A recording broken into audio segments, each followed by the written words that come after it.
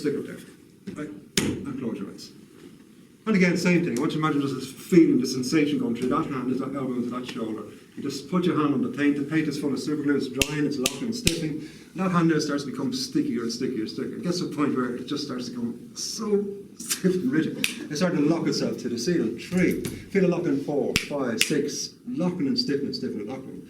And genuinely, John, I want you to try and pull it down. And also the more you try to pull it down, the more it locks, the more it sticks, the more it glues.